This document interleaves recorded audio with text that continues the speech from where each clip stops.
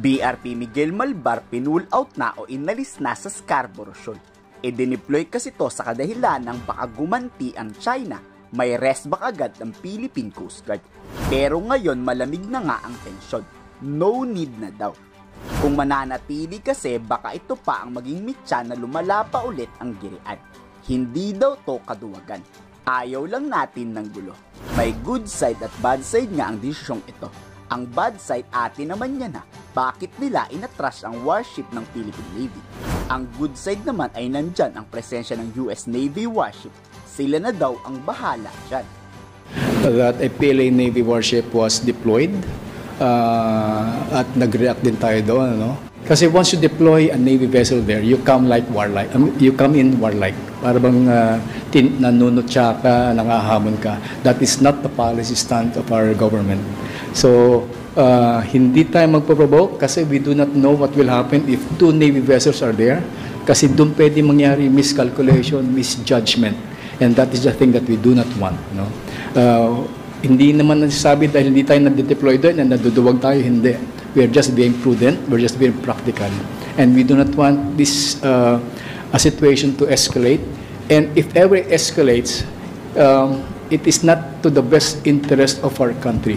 It is not even to the best interest of China for that matter and to the region. So we might as well tone it down and bring it down to a level that we can manage. Otherwise, you do not know what will happen. Philippine Coast Guard pa rin nga ang nakatoka sa pagbabantay sa Baho de Masinloc. Kasalukuyang nasa Scarborough Shoal ang Teresa Magbanwa, pinakamalaking barko ng PCG. Dadagdagan pa daw yan ng mga magagaling na kapitan tulad ng BRP Suluan. Kaso hindi ba delikado para sa BRP Suluan na i-deploy ulit?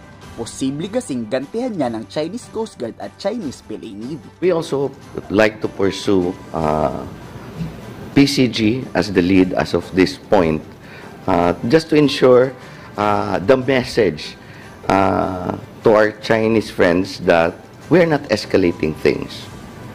That is the main message of using our civilian Coast Guard. So, I believe they read it. It's just a matter for them to accept. We are deploying skippers of the vessels who are excellent in seamanship skills. The display of seamanship skill of Captain Angge, the commanding officer of 4406, is a good evidence of how careful we are in selecting Coast Guard vessels whenever we deploy in the West Philippines. Kung kayo ang tatanungin, pabor ba kayong iatras ang warship ng Philippine Navy o mas gusto nung nandyan yan para may nakaalalay sa Philippine Coast Guard? I-komento sa baba ang inyong saloobin.